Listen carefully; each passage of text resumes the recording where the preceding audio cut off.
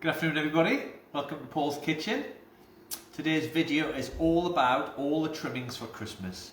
All the important things that makes your turkey special. I'm also going to give you some top tips on the turkey. My wife is on camera today. Julie, say hello Julie. Hi there. She will answer any of your questions. Please like, share and follow. Today's with the lovely Swan. Hello Swan, hope you're watching. I've got my lovely pans here I'm going to work with. And I've got loads to do today. This could take a little bit longer than normal, but it's going to be action-packed. So, what's the important things for Christmas? We need the basics. We've got to have roast potatoes. We've got to have Brussels. We've got to have some nice veg. And we've got to make a cranberry sauce. So my veg today is I'm going to show you how to do some beautiful parsnips. I've got the famous Brussels. And then I've also got some wonderful carrots. So I'm going to make a start on the roasties. Come and have a look at this. So here I've got a pan of, I've cut my potatoes. So I'm using Maris Piper. Maris Piper is, in my opinion, the best potato. If you can't get a hold of Maris Piper, try and get King Edward's. But I've quartered them. In there, I'm putting in some stock cube. That's going to get a little bit of depth of flavour inside. And you see how it's just gently, not too rapid a boil, bit of salt, and that's going to be 10 minutes from that position there. That's going to make them almost fully cooked, and then we're going to cool them. And I'm going to show you the next step while I do the stuffing. So in this pan here, I have a little bit of oil. I'm just going to put on the heat and I'm going to show you all my stuffing things. Okay, we've got hello from Stephen Rigg, Julie Samari, Emma Cork, Sue Grayston. Hi guys, thanks for joining today. So here is what I'm doing with my stuffing. I've got chicken stock, I've got sausage meat, breadcrumbs, onions and sage. I've got shallots I'm using there. Let me just get my knife, you have a look at them ingredients. Robin Askew, Lucy Meckle-Williams and Michael Powell saying hello, Merry Christmas. How are you? Merry Christmas to you all. I should have a hat on today, shouldn't I? You should. I haven't got a Christmas hat, sorry. Anyway, here we go. I've got 3 nice shallots. Now, it's a sage and onion stuffing. Do whatever onions you like. I'm using shallots because they're my favourite. All I'm going to do with that is cut them in half and I'm just going to slice them up.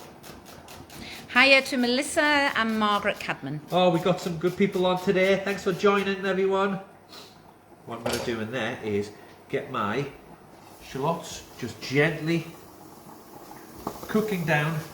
So 3 nice shallots, nicely finely sliced. I don't want them too small a dice. I want some texture in this. Look at that, lovely. So get my shallots in there.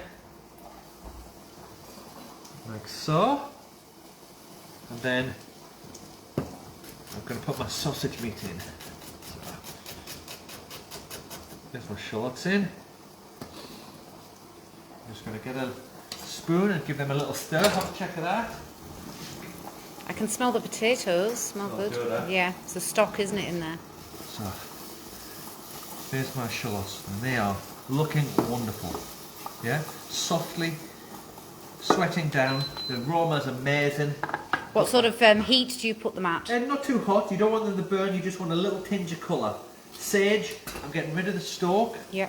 And all I'm going to do with the sage is give it a nice little slice up one way, and then just a couple of chops the other way. There's my sage done. Okay. My sausage meat's going in now. Just in little. Well, what's that pieces. tip you've got about sausage meat? Yeah. Like that. Why do you put them in little pieces? Because it's easy to break down. Right, so I'm getting my sausage meat in there. Have a look in that pan while I wash my hands doing.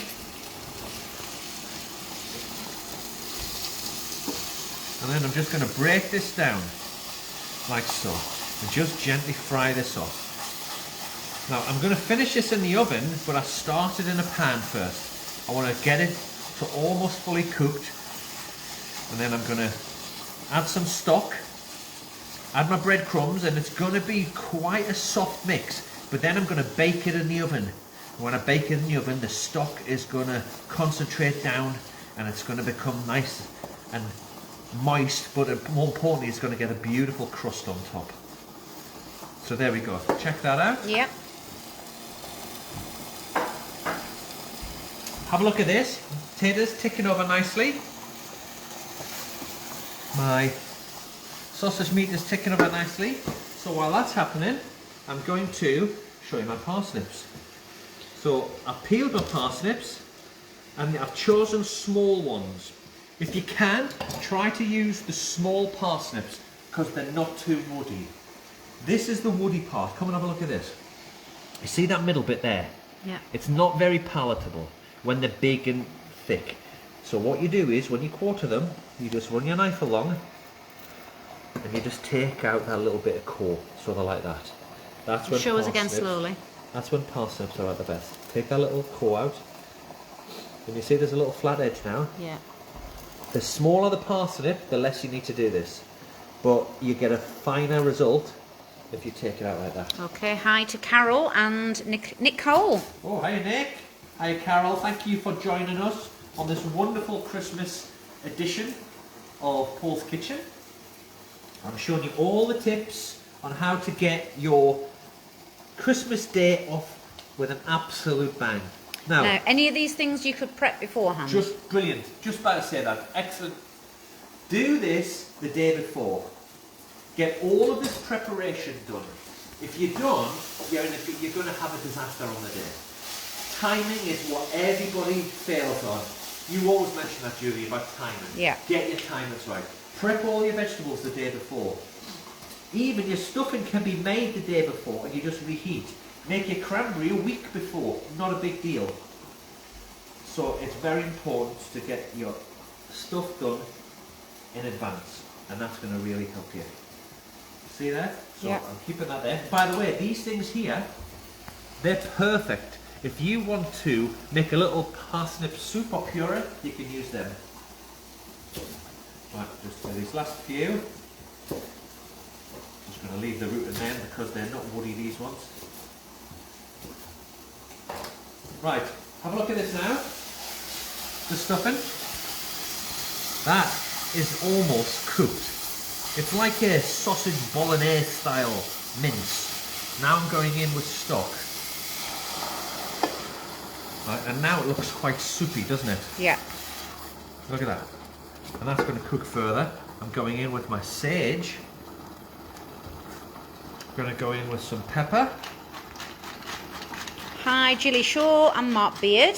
Hiya guys, thanks for joining. I'm going in with more stock. Right, look at this. Now that Ooh, literally that's looks quite like liquid. a soup, doesn't it? Yeah. But watch what I do in a moment. As soon as that comes up to the boil, you keep an eye on that, Julie.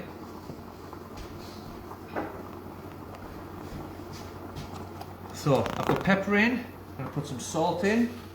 I've got my chicken stock, I've got my sage, I've got my onions, I've got my sausage meat. The last thing I'm putting in is my breadcrumbs. So I'm just going to put some breadcrumbs in. Anyone's do, fresh, dried, it doesn't matter. And what's going to happen is, as the breadcrumbs hydrate, you're going to see the mix thicken up. See that? Does that work with real breadcrumbs as well? Absolutely, fresh ones the same. But I you see still it, want yeah. to take this out when it's quite moist. Like that's nearly ready. Believe it or not, that's nearly ready. You see that? Yeah. See how runny it is still? Yeah. Because that's going to continue to thicken when it's in the oven. Now once I've got it to that stage there, Yeah. yeah, get yourself an oven-proof dish, tip it in, and there you go. Now, I promise you, that is going to be perfect. We're going to bake that, I guess 15-20 minutes. Going to spot the top with a few balls of beautiful butter. As we know, butter's everything. Like that. And that is going to go in my oven. Have a look at the spuds, Julie. Yep. Yes, Christina, that was the stuffing. It's just gone in the oven. There, the potatoes are parboiling with a stock cube. So, perfect. Give me a little clean down, bring that over there. And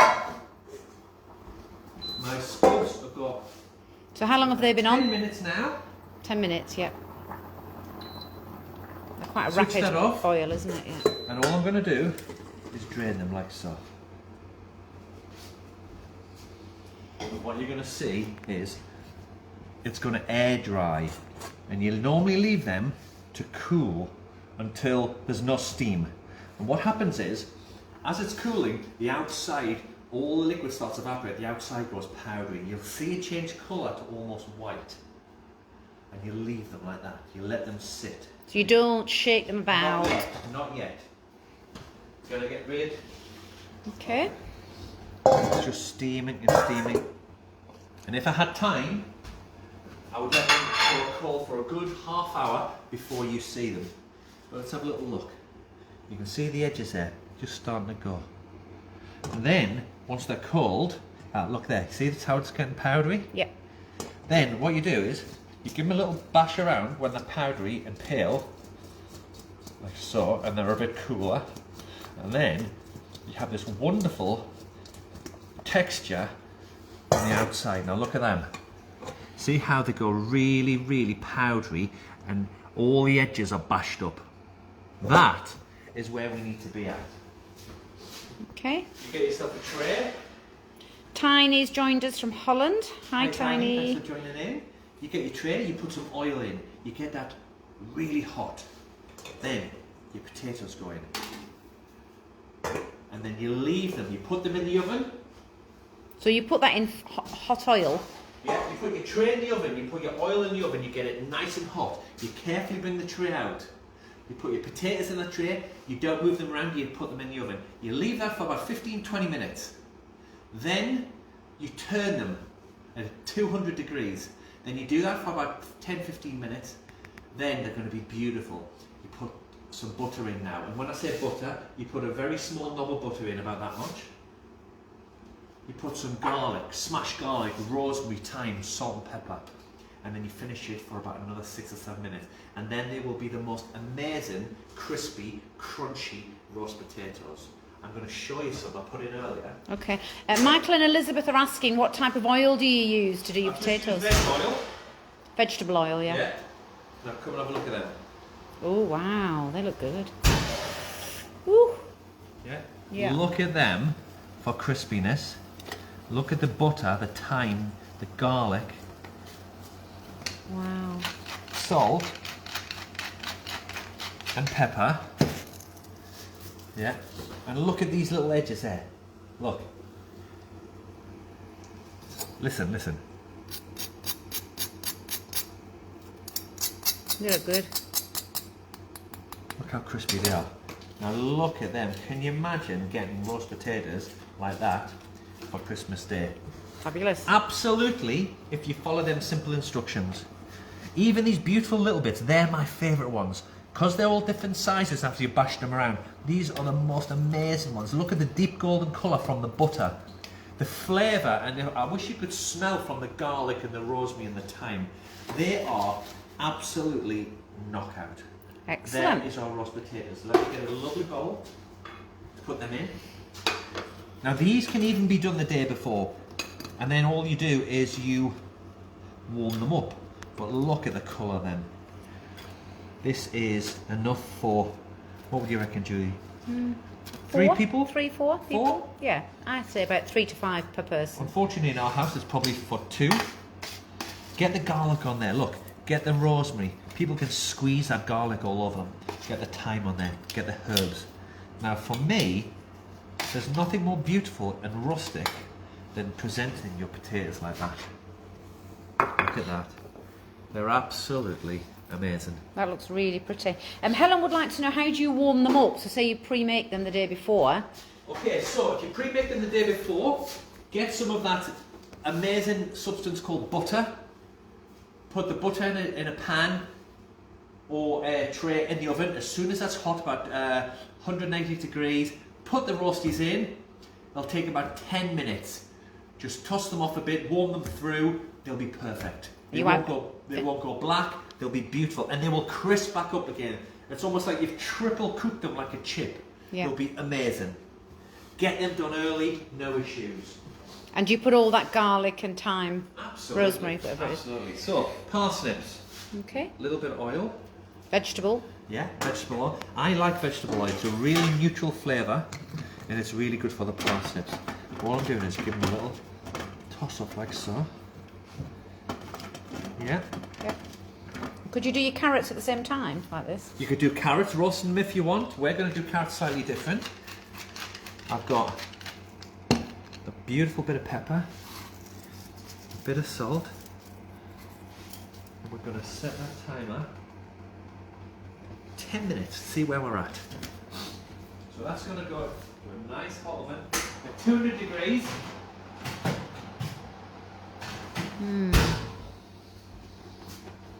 Lovely, roasty's done, parsnips are in, stuffing's in, 3 down, 3 to go.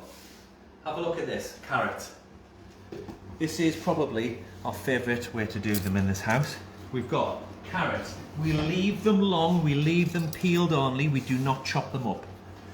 We want our carrots to be soft and delicious. We want to put in a little bit of sugar, like so.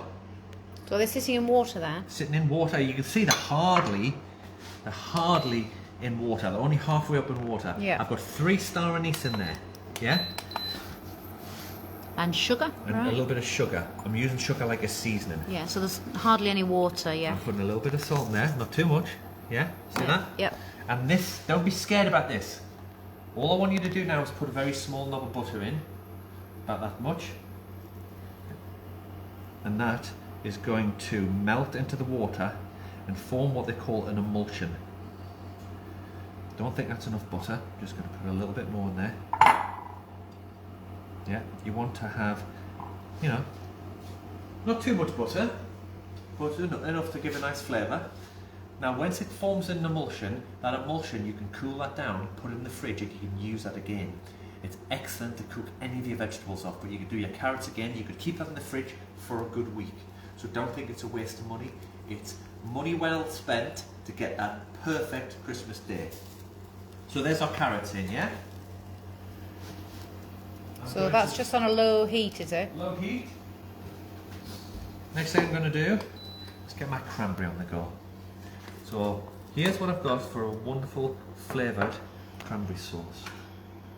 I've got fresh cranberries, which are delicious. You can get them all now. You can get frozen ones all year round, but they are absolutely amazing.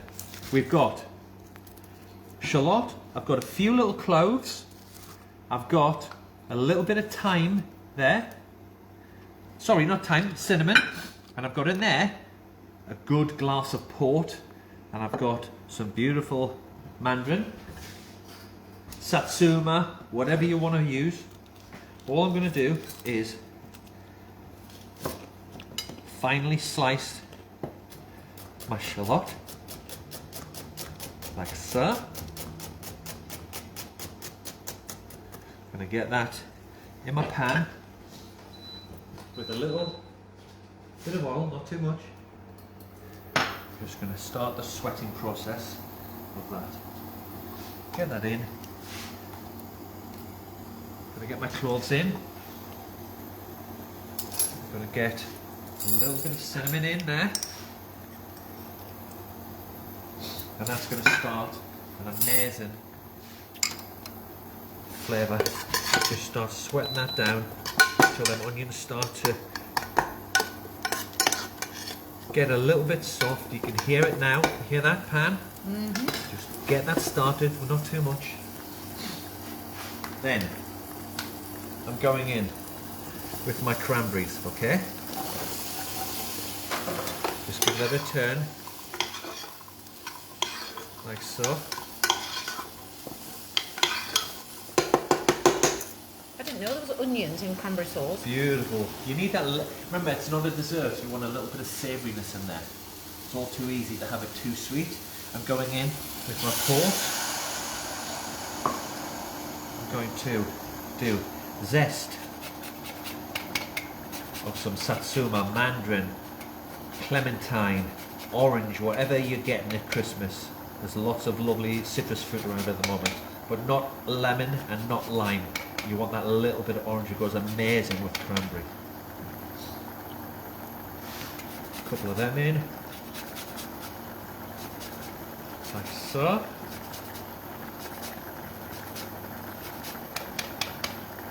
Bang that in. And then, with my clementine, I'm going to go in, put the juice in there. Yeah? Mm-hmm. And this is a 200-gram punnet. Juice is going in there. Oop, some seeds in that one. Put them out. Like so. There's a bit there as well. I'll get them out later. Now I'm going in with my sugar. They're very, very sharp, so you do need quite a bit of sugar. This is 75 grams for that 200-gram punnet. And all I do now is, once it's come to a simmer, just going to turn it down, and that's going to just tick away for about 15-20 minutes. Have a look at the carrots there, Julie, while I clear down. You can see on the carrots how the water's mixing with the butter and doing the thing what I said calls an emulsion. And if I pick a carrot out, you can see how they're starting to look shiny. That's from the butter, that's from the sugar, and they're going to be beautifully glazed, and they're going to have a most amazing flavour. When you mix star anise with carrot, I don't know how it does it, but it makes the carrot more carroty. I know that sounds a silly thing to say, but it will make it more carroty. Trust me on that. We always put star anise in with our carrots. Okay, have a look at the cranberries. Just going to turn that down, yeah. Remember, we have the cranberry sauce cold, so this can be done up to a week before. You can see the cranberry splitting a bit. All I want to do is bring that down. I'm not going to stir it now. I'm going to leave it alone. And then, once that liquid's reduced a little bit, I'm going to take it off the heat. Let it go cold. And that's obviously going to be like a syrup. And when it's like a syrup, and then when that goes cold, that's what's going to give that lovely cranberry sort of texture, flavour. With the port, with the onions, with the orange, it's going to give a beautiful little twist on how a nice cranberry sauce should be. So, where are we now? We are 4 down. We've got roasties done, we've got cranberry done, we've got carrots on, we've got stuffing in, we've got parsnips on 5. We've got 2 more to do. It's only been 20 minutes. It's been a tough 20 minutes, let me tell you. I think I've worked myself today. The next thing is going to be my Brussels. These are... They should not only be used at Christmas. These are such a beautiful vegetable. We have them all the time. And how I'm going to do today is Brussels, chestnuts. We've got garlic, we've got some pancetta. Now if you don't want to use that, I also like using chorizo, which is beautiful. Get some cooking chorizo. And these are small, they're softer, the cooking ones. They need cooking. And these are the best ones if you're going to cook. If you want to eat it cold, you have the sliced salami style or the small dice. They will still work in this dish, but try to get the cooking one first. Okay, so what I'm going to do with these is I'm going to slice up my Brussels very carefully. Brussels are great raw, aren't they, as well, in a Brilliant salad? in a salad. If you've got a blender or a mixer, you could do this. It'd be a lot quicker, but nice and finely. Very fashionable at the moment to slice finely your Brussels. They used to have them whole. And if you still like them whole, please don't do this. Don't put a crust on the bottom. There's absolutely no need. All you're going to do is make them soggy. They used to say, put a crust on the bottom of each one. And how long did that take? Absolutely madness. So here we go. We've got some lovely Brussels getting sliced up. Like so. Take your time. I'll just check on the carrots, they're still... They're looking good. All that liquid is going to reduce, remember. And they're just going to be glazed at the end, but you can see how that emulsion is going thicker and thicker and thicker. How's my cranberry looking? It's a little bit like the sauce you can use in a pasta, isn't it? You know, when you keep a bit of the pasta water and then add butter. And you know what? You could use that sauce for a pasta. If you did some diced shallots, some bacon, some of this butter emulsion, some parmesan, delicious use of the butter. That would be a great idea for a parmesan pasta. Here's my Brussels. Like so. A few more. I think that'll be enough for now. Chestnuts. These are what they call marron glacé. You'll see them in little pouches or in the supermarkets. You see them in little tubs. All we're going to do is slice them like so. Right, once that's gone off, here's my parsnips. They're just starting to get a lovely colour. They're just starting to soften. Look, they look beautiful. All I'm going to do now is caramelise them with some honey. Don't put the honey on too early, the honey will burn. We're doing this now, and I don't want these too dark because my roasty's got a nice colour. I just want a nice blush on these. I've not moved them around, I've left them like that. I'm going to give them another 5 minutes in the hot oven. Like so. Carrots are good. That's nearly ready. Let's get back to the chestnuts. Just slicing these up, like so. Not too much. This is going to give a lovely sweetness to the dish. I think that'll be enough. I've got 3 cloves of garlic. So it's quite garlicky, but if you don't like garlic, just put a little bit in. And then my bacon is just cut into lardons. Lardons are thin pieces of bacon, like so. You can buy that already. You can buy it already done. You have a look at that, Julie. So garlic, bacon, chestnuts. We got chestnuts, Brussels, bacon and garlic. And the last thing I'm going to put in, which I really enjoy doing, is a little kick of chilli. Right, this is ready now. Have a look at this. See, when its bubbles start to stop like that, it's starting to thicken up. So if I take that off the heat and let you look at it, it's got a lovely syrup to it, and it's going to have a lovely thickness.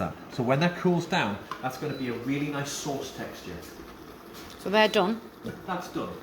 Michael's asking, smoked bacon, normal bacon, does it matter? Michael, my preference is smoked bacon in a pancetta style. Great question. You can use green.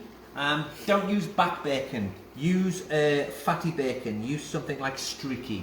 You need to get that fat coming out of it. It's going to glaze all the Brussels. You need that. It's really, really important. Right, look at that. Look at how thick that is now. Yep. Yeah? Now if I pick up one of them carrots, look at the shine. Yeah. They're nearly ready then. Just going to turn that down a little bit. Okay. And while that is on, I'm going to get my pan ready for my gravy.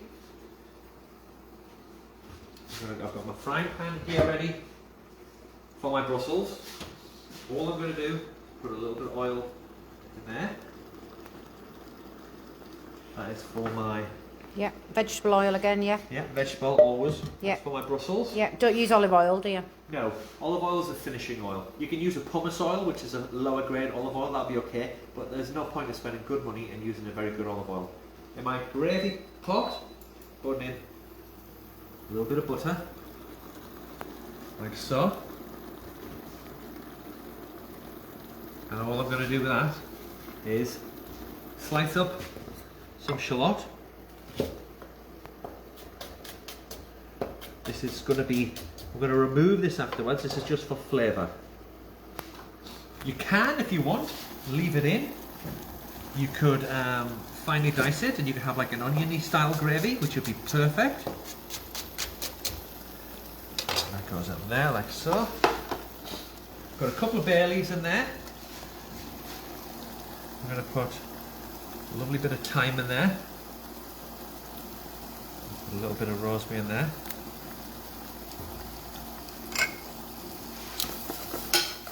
I'm just going to gently sweat that up.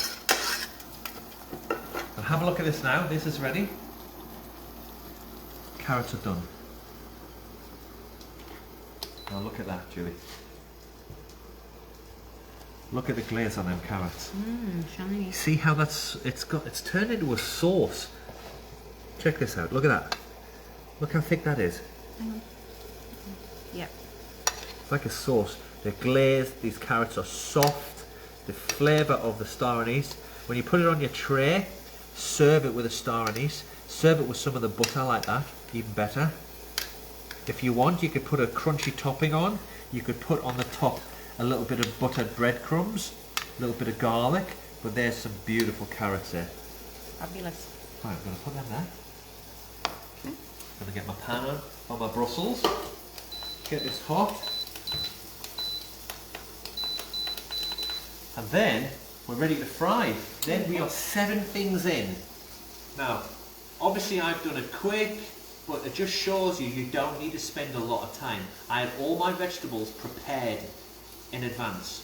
If you did half of these things the day before, your day would be very successful. Let's have a little look. There we go, there's my first perfect parsnips. They're glazed. They've got lovely little tinges on the corners. They're soft. They're absolutely delicious. They're going to have a sweetness from the honey. They're cut down, they're lovely, and they're, for me, it's a beautiful way to do a parsnip. Right, my gravy now, check this out. In there, I've got onion, I've got bay leaf, I've got thyme, got a little bit of rosemary. I've got little bits of trim. I cooked a chicken off yesterday, so I've got them bits of trim in there. Remember, this gravy can be done a month in advance. You could keep all your chicken trimmings for 6 months, bag them, and then make a big batch of gravy and do it a month before. Make a beautiful gravy, then bag it and put it in the freezer. Let it defrost. And then you're going to be in a position where you've made your gravy almost finished. All that goes in there. Yeah, I'm squishing it down. Look at that. See that jelly stuff? That goes on there. That's stock. And I'm going to make this.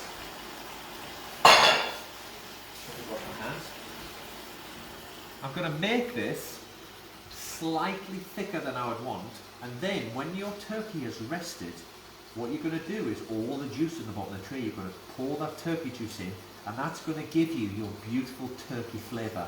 But in essence, it's almost like a chicken gravy until you add them turkey juices.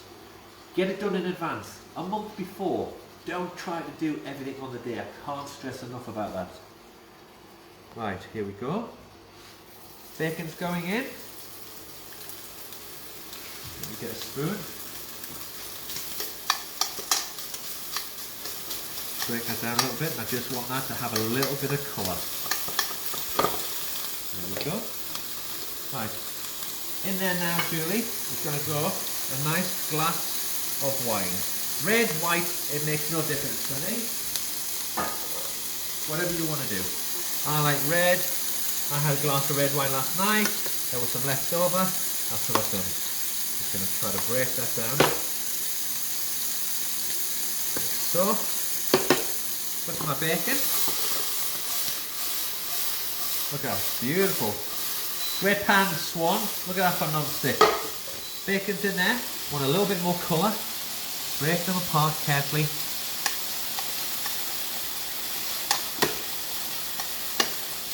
Wonderful. Wonderful smell. And also, if you're going to do this not at Christmas, I urge you to try the Brussels with the chorizo. If you don't use Brussels, use big chunks of cabbage. That's another great way to do it. And also, if you don't want to use cabbage, because you don't like any of that, try it with broccoli, another marvellous way. Bacon, nearly there. Have a look at my gravy, Julie. Yeah, see, the wine is reducing. I've got some really good quality chicken stock. Now, I'm not endorsing this brand, but it's the one I use, True Foods. It's really good. It's really fresh, good quality stock. Buy from most supermarkets. That's going in. Or if you're good and you want to make your own stock, but be careful when you do a powdered stock. If you use a powder stock, be careful on how much you reduce it. It can be salty. Right, bacon's good. Keep an eye on that, Julie. And then I'm going in with my Brussels. Now I want to get colour on these Brussels, yeah? Like so. And that's going to soak up all that fat from the bacon. It's going to be delicious. I'm going to go in with a few chili flakes. Like so. I'm going to go in with my garlic.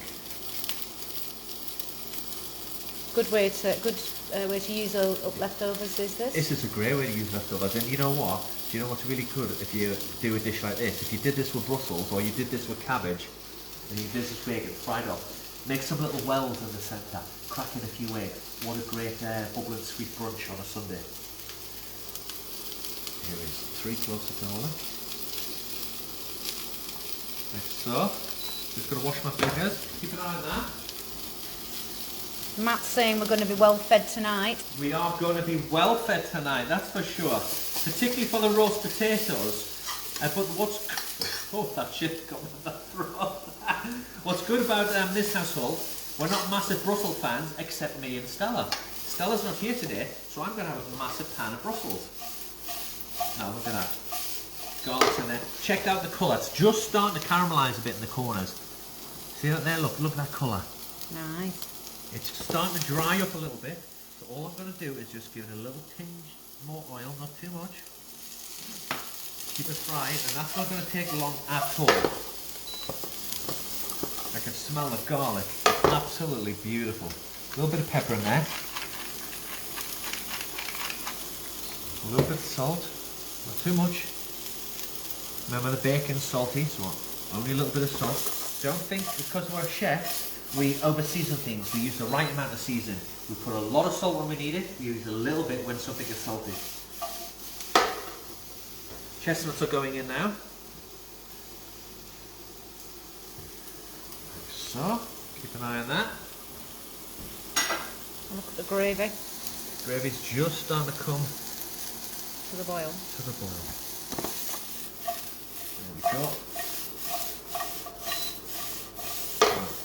All I'm going to do now is, I just want to have this a little bit of steam because I just want them just to soften a bit. So all I'm going to do, put in a tablespoon of water. All that's going to do is produce steam. The steam is just going to soften the Brussels a little bit more. It's going to evaporate and it's going to fry again. We're not going to lose any crispiness, any colour on the bacon. It's just going to give that little power of steam. It's like injecting some steam into it. Now back to frying, and that is ready. Look at that. It's got colour, it's fried, it's got my chestnuts, it's got my chilli, it's got my bacon running through it. So the chestnuts don't take long then? No, not at all. All the chestnuts are already cooked. So all we want to do with them chestnuts is warm them through. Yeah? Yeah. There we go. Look at that. They're done. Switch Very that off. nice, yeah. I'm going to get my bowl. Like so. So we've got Brussels finished. Look at that. Table a little clean. We've got our roasties, probably still even hot. I'm just going to get a couple of bowls and plates for my veg. I've got my parsnips here. What I'm going to do with my parsnips, these beautiful honey glazed parsnips. I can feel how sticky they are and gorgeous. I'm going to put them there. Look at that. Beautiful. I'm going to get my carrots in my lovely sauce. My star anise. Just going to use some of this lovely emulsion over the top. My carrot. Look at that. So there's 1, there's 2, there's 3, there's 4. My gravy is nearly there. So what I'm going to do with this, Julie, come and have a look. My sauce, see that lovely how thick it's going. What I'm going to do is put a little, if you imagine this is cold, I'm putting about a tablespoon of cranberry in there. And that's just the sauce? Just the sauce. That's going to give a little sweetness to that gravy. So that's got that gorgeous onions, it's got cranberry, it's got herbs, it's got that turkey juice at the end reducing right down. That's going to be such a flavoursome gravy without overshadowing the turkey, because it is about the turkey at the end of the day. You want something to complement it, but you don't want something to show off in front of it. But that's going to be just perfect. I've got my cranberry. I'm going to stop that gravy there. Let's have a look. Now if you imagine, that has been on there. So what you want to do with that gravy, you want to give that gravy round about 40 minutes. You don't need much more than that. You want it to reduce a little bit. I put in a little bit of flour now. I want you to come and have a look at the fat, Julie. The fat comes to the top. It's the shiny bit. If you put in a little sprinkle of flour, like a season, and leave it, it will adhere to that fat, and it will slowly, what they call a roux, or actually what you call it is when you add it at the end of a sauce, they call it a beurre manier. That will then thicken that gravy up. You don't need to stir, you don't need to whisk it, you don't need to do anything. Then when it's ready, so you just sprinkle the flour, leave it on the top. Look, come and have a look again. You can see the shiny parts there, that's the butter. Yeah. If you sprinkle your flour onto the butter, it will adhere to the butter, and that's what they call a beurre manier, and that will thicken that up gently. So you just leave it? Yeah, just leave it for about 5 minutes, still simmering. Then all you do, pass it through a sieve, and there's your gravy. It's as simple as that. Cool. Remember, you've added your turkey juice, absolutely perfect. Great. So, gravy, 1. Parsnips, 2. Carrots, 3. Brussels, 4. Roasties, 5. Beautiful cranberry sauce, 6. And the last thing is a lovely stuffing. Oh, I've forgotten about that. Caramelised, delicious. Oh, And got a lovely crust on top, look at that. that looks nice. That It's is bubbling away. absolutely delicious. It's got that lovely, hear that, listen, Yeah. listen. Crispy crust on top. You let that cool, you want that to just be warm. Don't try and rush, don't try to make it, serve it too hot, it's not good, it'll burn it up. And then, look at that. You get little bits like that. With a bit of crust. Look how Quite soft moist, and isn't it? moist it is, but it's still holding its shape. That would be a little bit thicker if it was a bit cooler. A nice dollop of that, and that will be the most amazing stuff. And guess what? That in sandwiches the next day. Is it better than the turkey that's stuffing in a sandwich? It's arguable. It's certainly right up there. There are all our lovely things. Whew. That was a fair bit, don't you think? But the last thing I want to show you is how to get that turkey moist. I can't have a Christmas cook-off without explaining what to do with the turkey. You do that, everybody's already clapping, everybody's always cheering. You get that turkey right, game over, everybody's come to your house for Christmas, including me, I'll come to your house. So, I don't expect you to buy a big fancy tub like this, but you can buy a plastic container. Or guess what? If you've got a cheap, clean bucket, you could use a bucket. But have a look in there. What I've got in there is 3 to 4 litres of water. I've got 100 grams of sugar, and I've got 300 grams of salt. Now that seems a lot. It's 100 grams of salt per litre of water. And in there, I'm putting in some bay, some thyme, a teaspoon of peppercorns, and a couple of star anise broken up. And that is a brine.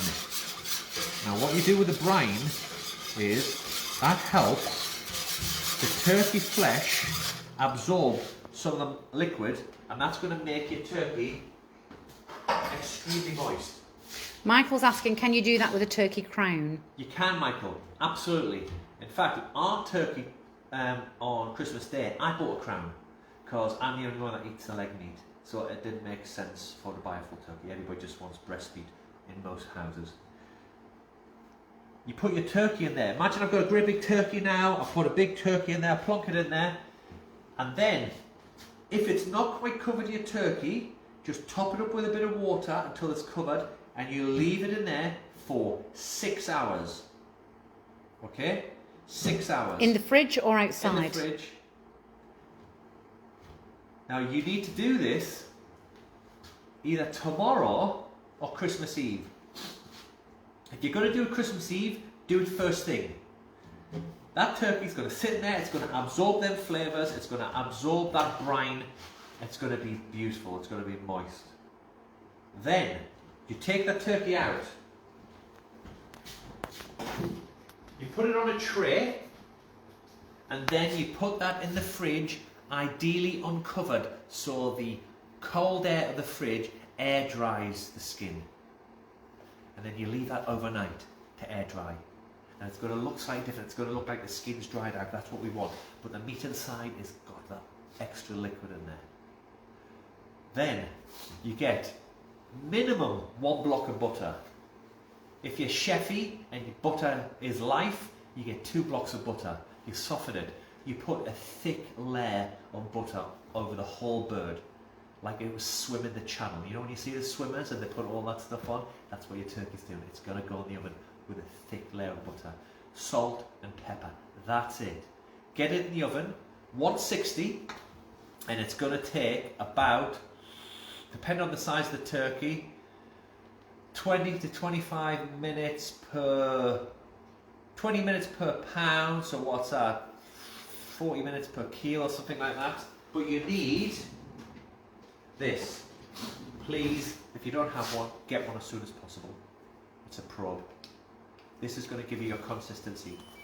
You need to put that in the thickest part of your turkey, and that needs to read no more than 65 to 70 degrees. Right? Some say, wow, that doesn't seem enough. It will be, because what happens is when that rests, and by the way, we're going to rest that for 2 hours. I know that seems crazy, 2 hours, it's going to be cold. It's not going to be cold. The outside is going to cool, but the inside is warm. Then that heat in the middle is going to rise to about 75 degrees. While it's resting, you put some tin foil over, you then put a clean tea towel over and just let that sit for 2 hours. Rest, go and have some fun, go and have a glass of wine, go and have a glass of Bucks Fizz, do a little bit of prep, set the table. Yeah? Then, when that turkey is done and it's had rested for 2 hours, put the oven on, take the tin foil off, and all you're going to do is put it in there for no more than 5 minutes. That's just to warm the outside up. That is going to give you the perfect turkey. When you slice that turkey, it's going to be moist, it's going to be perfectly cooked, you're going to see all them clear juices, and you've never seen a turkey so juicy. My last final tip, cut that turkey in thicker slices than you normally do. That will help retain the moisture. There's my turkey tips. I can't do any more than that. It's down to you now. I've given you all of the keys to get them Christmas locks opened. We've got Brussels, we've got crispy roasties. Listen, they're still crispy. Half one for us, let's have a look inside. Look at that. Fluffy. Nice. Cooked perfection. Carrots, honey parsnips, not too much colour because there's colour going everywhere. We've got this beautiful stuffing. Look at that, look. Look at that. Crispy top, moist. Look at that, how it's holding its shape. We've got cranberries. We've got this delicious gravy that you've made in advance. And you'll have to finish your beautiful, well-rested, moist turkey that's had a beautiful bath in brine. It's been coated in butter. It's going to be amazing. Merry Christmas, everybody. I hope you have a great time cooking your Christmas. Send me some pictures. Do your best. Do it all. Do some of it. But I hope you have a wonderful Christmas, you and your family. And we'll see you in the new year. Thank you very much. Bye-bye.